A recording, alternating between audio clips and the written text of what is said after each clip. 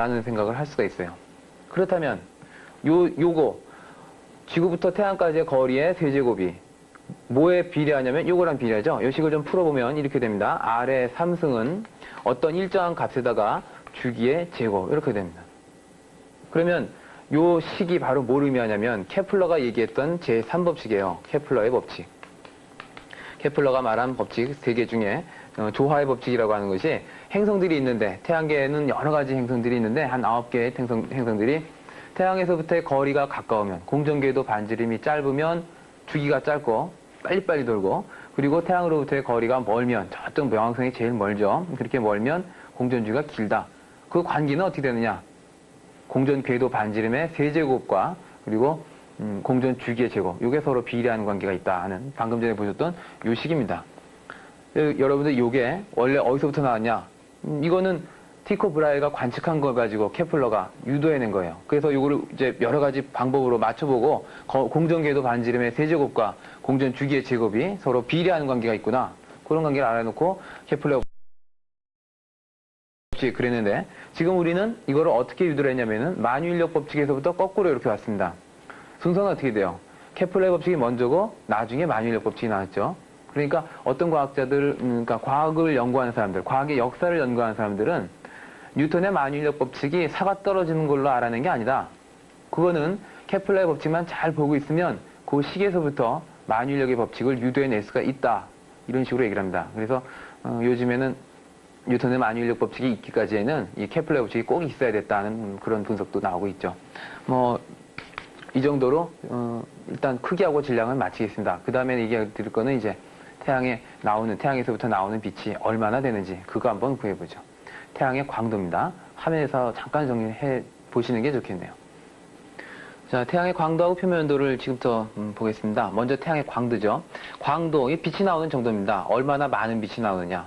그 태양이 방출하는 총 에너지, 요거를 구하자 하는 건데, 저 앞에서 우리가 태양상수를 한번 구해본 적 있죠? 이 태양상수가 뭡니까? 요거는 태양에서부터 나오는 에너지가 지구에 도달했을 경우에, 도달할 때 그 값이 얼마나 되는지를 구해봤던 거죠. 그걸 기호로는 I로 표시를 했고 2칼로리 정도가 1제곱센티미터의 면적에 1분 동안에 들어온다. 뭐 그런 얘기들을 했었어요. 자, 이 에너지가 태양상수만큼의 에너지가 어디서부터 나오냐면은 태양에서부터 나오죠. 그리고 태양에서부터 나오는 것이 꼭 지구에만 주는 건 아니죠. 온 우주로 퍼져나가는 겁니다. 그 퍼져가는 넓이가 구의 표면적만큼, 지구부터 태양까지의 거리가 R이라고 했을 때 그런 구의 표면적만큼을 에너지가 내보내고 있으니까 요거랑 요거 곱하면은 태양의 광도 에너지가 나오죠. 여기서 L이라고 표시한 거는 광도를 보통 이제 기호로 라지 L을 쓰니까 L이라고 한 거고 저 앞에서 총 에너지라는 말을 쓸 때에는 어떤 경우에는 이건 에너지라고 표시하는 경우도 있습니다. 요거 그림으로 나중에 한번 보시겠습니다. 요 태양의 광도와 거리와 태양상수 한번 유의해서 보시고 그 다음에 요런 태양의 광도를 이용해 가지고 여러분들이 표면 온도를 구할 수가 있어요. 그러니까 단순히 지구에서 태양 상수를 측정한다.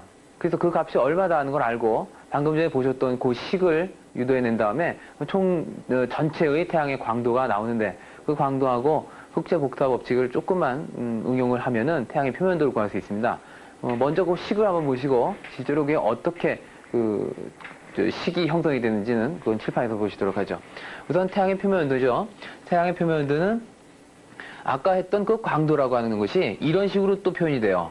아까 했던 그 식은 태양 상수로 측정한 값이고 지금 여기에서의 표면도 구했을 때 이 그 광도는 이거는 흑체 복사 법칙 중에서 슈테판 볼츠만의 법칙을 이용해 가지고 이거는 이론적으로 계산한 겁니다. 그리고 여기에서 R은 태양의 반지름이죠.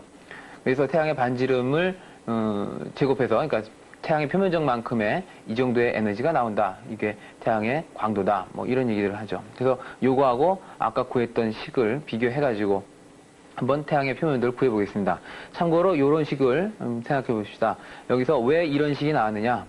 원래 스테판 볼츠만의 법칙은 에너지는 시그마 T 다승인데 이 에너지라고 하는 것이 모든 그 흑체의 표면에서 나오는 전부 다의 에너지가 아니라 그곳의 단위 면적당 에너지입니다. 그래서 어떤 별의 광도를 그 별의 표면적으로 나눠준 값이 사실은 이 에너지죠. 그래서 이런 관계들을 한번 비교를 해서 가지고 태양의 표면 온도를 지구에서 태양 상수를 측정함에 따라서 측정하고서 구하는 방법을 한번 칠판으로 한번 해보죠.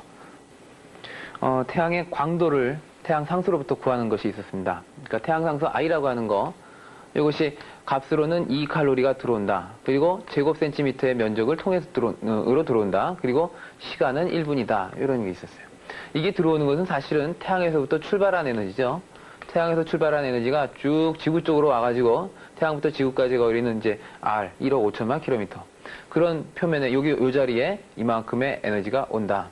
그런데 지구에만 오느냐? 아니죠. 온 우주 사방을 통해 가지고 다 퍼져나가는 거예요. 그 퍼져나가는 면적은 태양을 중심으로 하고 있는 커다란 구의 표면적만큼, 여기에도 I만큼 들어오는 거고 이쪽에도 I만큼 들어오죠. 이 앞쪽으로도 I만큼, 뒤쪽으로도 I만큼. 온 우주 공간에 이걸 공이라고 놓으면 구의 표면적 4파이 R 제곱만큼의 면적에 일정한 면적당, 그러니까 즉 1제곱센티미터당 2칼로리씩 들어오는 겁니다.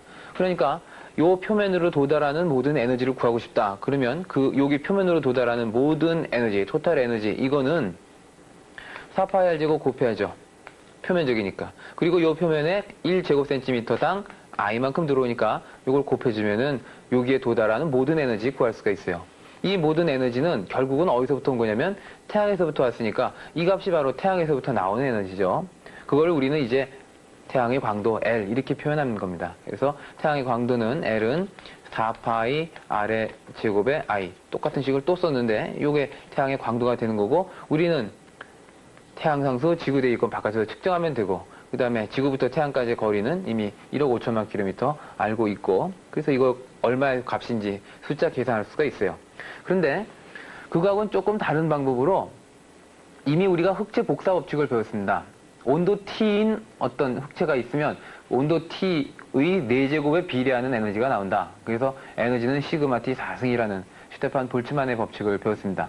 그 슈테판 볼츠만의 법칙에서 에너지라고 하는 것은, 에너지는 시그마 T 4승으로 나온다. 근데 이 에너지라고 하는 것이 그 흑체 또는 별의 표면 모두 다 해서 나오는 게 아닙니다. 모두 다 나온다 그러면은 이런 법칙이 조금 문제가 있어요. 어떤 별은 굉장히 크고 어떤 별은 조그만데 다만 같은 온도를 갖고 있다 하는 그것 때문에 나오는 에너지가 똑같다. 이건 논리적으로 조금 문제가 있겠죠. 그래서 지금 요 값에다가 에너지는 시그마 T 4승 여기에다가 실제로 별이 내보내는 에너지는 그 별의 표면적을 또 곱해줘야 된다.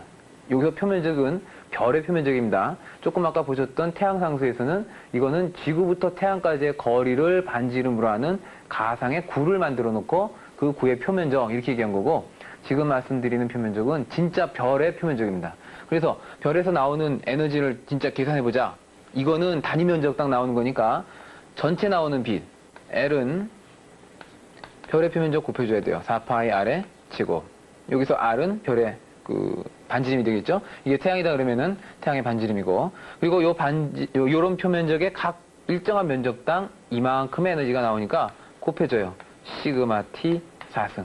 그래서 L은 4파이 R 제곱에 시그마 T 4승 요런 값하고, 이미 아까 구했던 태양 상수로부터 구했던 요 값하고, 이 두 개가 사실은 같은 값을 접근하는 방법이 틀린 겁니다. 하나는 흑체 복사 법칙으로부터 구하는 거고, 하나는 태양 상수로부터 측정해서 구하는 거고. 그런데 이게 둘 다 같은 값이니까 요 두 식을 같게 놓으면 되겠죠? 그리고 여기서 R은 아까 방금 전에 구했습니다. 태양의 반지름 구하는 거. 태양의 온도는 이미 이제 다른 방법으로 빈의 법칙이라든지 뭐 이런 걸로, 또는 태양의 스펙트럼을 구해서 온도 6000도쯤 된다는 거 알고 아까 다 했고, 그래서 이 아래쪽에다가 이 두 식을 한번 같이 써볼게요. 4파이 R의 제곱. 이건 똑같은 R 그러니까 구분하셔야 돼요. 태양부터 지구까지의 거리의 제곱. 그리고 태양 상수는 4파이, 이건 큰 R의 제곱. 이거는 태양의 반지름이죠. 그리고 나서 시그마 T 4승.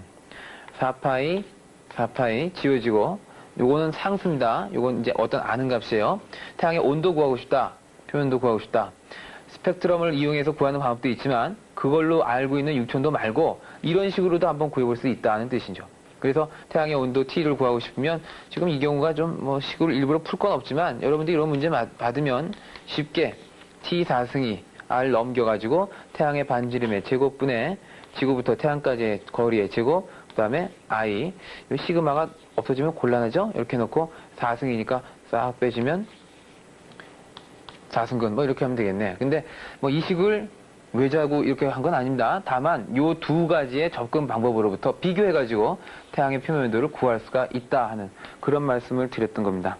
자, 이렇게 해서 태양의 광도, 지구에서 태양 상수 측정해서 아는 것 공부하셨고, 그 다음에 그걸 조금 다른 방법으로 접근한, 즉 흑체 복사 법칙으로부터 접근한 방법을 통해서 두 식을 비교해서 태양의 표면 온도 구한다까지 했습니다.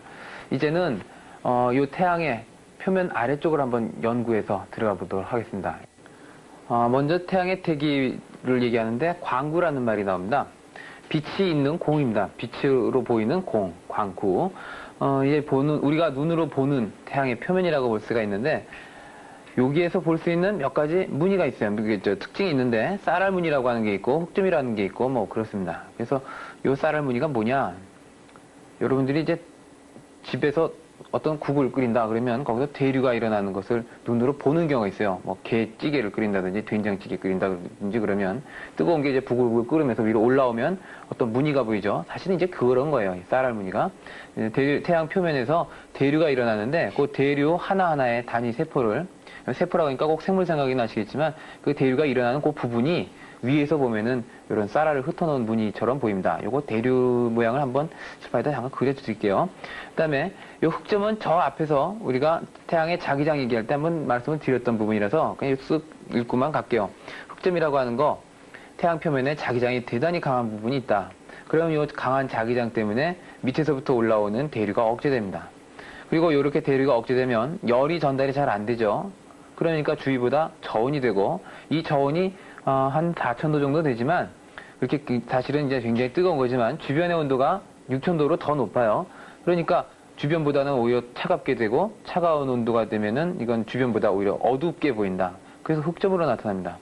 그리고 이런 흑점은 수가 변하죠. 11년을 주기로 커졌다, 작았다, 그러니까 수가 많아졌다, 적어졌다, 그렇습니다. 이 흑점수의 변화는 결국 우리가 뭐로 생각할 수가 있냐면, 자기장이 활발해졌다가 그렇지 않았다가 하는 그런 변화를 얘기할 수가 있습니다. 그래서 흑점수의 변화가 11.2년을 주기로 변하고 그런 것이 자기장의 변화라고 생각할 수가 있고, 이게 가장 많았을 때 뒤에 보실 어떤 현상이 있죠. 그리고 이런 흑점이 이동하는 거를 관측을 쭉 해보면 태양이 자전하고 있다는 것까지도 확인할 수가 있겠네요.